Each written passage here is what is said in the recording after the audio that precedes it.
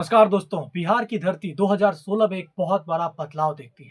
बिहार की इस धरती पर लिक्यूर बैन पॉलिसी को नीतीश कुमार के द्वारा लॉन्च किया जाता है और पूरे बिहार में शराबबंदी लागू कर दी जाती है। शराबबंदी जनता के हित के लिए है, लेकिन हकीकत ये है कि शराबबंदी से सबसे ज्यादा गरीबों का शोषण बढ़ गया। आरोप लगाया जाता है कि बिहार में शराबबंदी हुई, लेकिन क्या सचमुच शराबबंदी लागू हुई या शराब बेचने का व्यापार का मार्ग बदल गया? कई सारे न्यूज आर्टिकल में ये बताया गया कि बिहार में शराबबंदी की जो पॉलिसी है, इसके लागू होने के बाद ब्लैक मार्केट से अब गरीबों तक शराब पहुंचने लगी।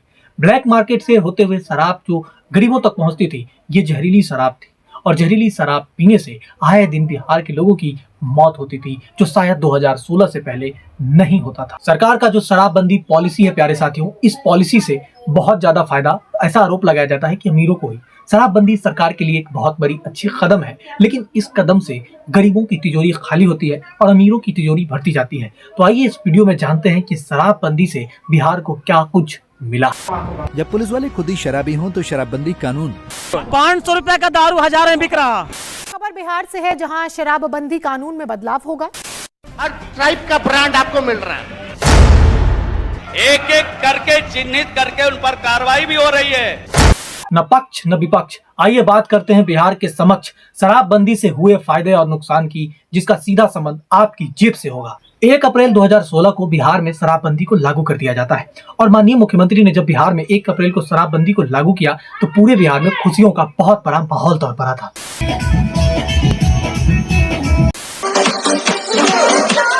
नशे से शिकार घरों में वो खुशियां लौटी, वो सुकून लौटा। महिलाओं के साथ हिंसाओं में कमी हुई। रोड एक्सीडेंट जो बहुत ज्यादा हमें देखने को मिलते थे, उसमें कुछ डाउनफॉल हमें देखने को मिला। बिहार के मुख्यमंत्री का ये कदम बहुत अच्छा था। बिहार के मुख्यमंत्री ने सोचा था कि बिहार में शराबबंदी के लागू हो जाने से बिहार में बहुत बड़ी परिवर्तन हमें देखने को मिल सकता है, लेकिन यहाँ पे बिहार में शराबबंदी के लागू हो जाने के बाद इसका सीधा प्रत्यक्ष रूप से शोषण गरीबों तक पहुंच गया। दोस्तों, गरीबों का शोषण इस तरीके से बढ़ने लगा कि व्यापार का जो मार्ग था वो बदल गया।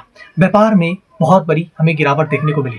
मोतिहारी का इस वीडियो को ही देख लीजिए, जिसमें बिहार तक ने दिखाया है कि ब्लैक मार्केट में कैसे शराब बेचे जा रहे हैं, और ये शराब बेचने वाले कोई छोटे मोटे लोग नहीं, बहुत बड़े बाहुबली लोग हैं। हालांकि जो भी हो, हमारे मुख्यमंत्री ने महिलाओं के सम्मान में लिक्विड बैन पॉलिसी को लॉन्च किया। तो बेसिकली दोस्तों, आपने ये देखा कि नीतीश कुमार बिहार के मुख्यमंत्री कितना ज्यादा महिलाओं का सम्मान करते हैं। हालांकि जो भी हो, लिक्विड बैन पॉलिसी उनके लिए बहुत बेस्ट पहल रही थी। मजाक से हटकर बात करें प्यारे साथियों, तो शराबबंदी का असली खेल तो शुरू अब होता है। बाजार में नए नए कारोबारी दिखने लगे। गोपालगंज के एसपी ने 4 थानाध्यक्षों को इसलिए निलंबित कर दिया क्योंकि वे शराब माफियों के साथ में मिलकर के शराब तस्करी करते थे। फिर वैशाली जिले की इस न्यूज आर्टिकल पर देख लीजिए, जिसमें 7 पुलिस वालों को तो जेल इसलिए भेजा गया क्योंकि वे शराब पीते थे और शराब बेचते थे। दरभंगा के फिकला में गांव के लोगों ने भट्टियों को बर्बाद कर दिया, तो पता चला कि दरभंगा के जो फिकला के थाना अध्यक्ष हैं तुषार सैनी, वो शराब माफियाओं को साथ देते हैं। इसके अलावा वहां के जो एसपी हैं जगन्नाथ, उन्होंने इन्हें सस्पेंड कर दिया था। ऐसे में दोस्तों, जब बड़े बड़े अधिकारियों का हाथ किसी छोटे से या बड़े माफियाओं के ऊपर में रहे, तो ऐसे में आम लोग कैसे किसी थाना अध्यक्ष के पास में जाकर के FIR दर्ज कर सकते हैं? तो ऐसे में दोस्तों, कई बार तो ऐसे मामले सामने थे, जैसे औरंगाबाद जिले का ये मामला ही देख लो, जहाँ पे ग्रामीणों ने शराब माफियों के खिलाफ में कंप्लेन किया तो उनके घर पर हमला हो जाता है। बेगूसराय में शराब पीकर आए दिन हंगामा करने वाले घर के बगल के लोगों ने जब पुलिस में कंप्लेन लिखवाया तो शराब माफियों ने एक बुजुर्ग महिला की हत्या कर दी। आखिर में ये कैसा इंसाफ है, जहाँ पे शराबबंदी गरीबों के भला के लिए बनाया गया था, लेकिन यहाँ पे शराब माफिया गरीबों को भाला भोंक रहे हैं। दोस्तों, मैं नहीं कह रहा कि गरीबों को शराब पीने से रोका जा रहा है या गरीबों को शराब पी लेना चाहिए। जीतन राम मांझी का खुद स्टेटमेंट है कि वो खुद कहते हैं कि SP, DSP, जज साहब ये सब शराब पीते हैं, लेकिन गरीबों तक शराब नहीं पहुँचती है, और अगर गरीबों तक शराब पहुँच भी जाए तो उन्हें जेल पहुँचा दिया जाता है। ऐसे में दोस्तों, व्यापार भी बदला, शराब पीने वाले लोग भी बदले और बदल गई बिहार की पूरी राजनीति। बिहार में शराबबंदी हो जाने के बाद लोगों ने नशा करना बंद नहीं किया, नशा का तरीका बदल गया।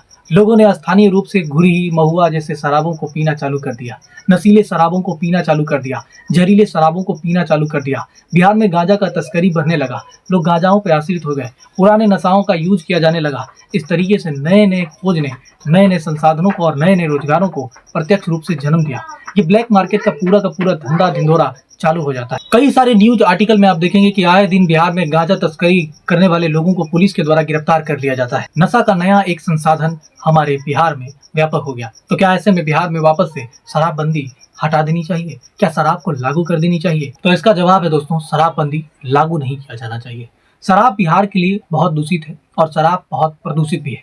शराब के कानूनों को सख्त किया जाए। जो लोग परिवार से सूचना देते हैं उन्हें लाठी डंडों से दौड़ा करके पीटा न जाए।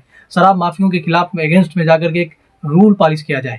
जो एसपी डीएसपी शराब माफियों के साथ में मिले होते हैं उनके खिलाफ में एक कानून को पारित किया जाए ताकि उन लोगों को बचाया जा सके और शराबबंदी को सख्ती से लागू किया जा सके। जीतन राम मांझी जैसे जो बड़े बड़े मंत्री हैं जो ये कहते हैं कि एसपी डीएसपी जज साहब सारे शराब पीते हैं और गरीबों तक शराब नहीं पहुंचती है, ऐसे लोगों के बयानों को जो है बंद किया जाना चाहिए ताकि गरीबों को भी विश्वास हो सके कि उन तक जो शराब पहुंचती है वही शराब अगर बड़े बड़े लोगों तक पहुंचे तो कानूनी व्यवस्थाओं के रूप में उन्हें भी दंडित किया जाने का प्रावधान है। साथ ही साथ बड़े अधिकारियों और जहरीली शराब बेचने वालों पर कड़ी प्रबंध लगाए जाए ताकि लोगों का दुनिया न उजड़ सके। आए दिन बढ़ रहे गांजा तस्करी पर भी रोक लगाई जाए और शराबबंदी को एक ठोस कानून के रूप में फिर से लागू किया जाए। ऐसे में दोस्तों नीतीश कुमार की ये पॉलिसी आपके लिए कितनी अच्छी है ये नीचे कमेंट में जरूर बताएं। और फाइनली यही कहना चाहूंगा कि नशे का जो हुआ शिकार उजड़ा उसका घर परिवार, सुशासन की ये सरकार गरीबों के साथ साथ अमीरों पर भी करे अत्याचार। मिलते हैं नेक्स्ट वीडियो में, तब तक के लिए जय हिंद जय भारत।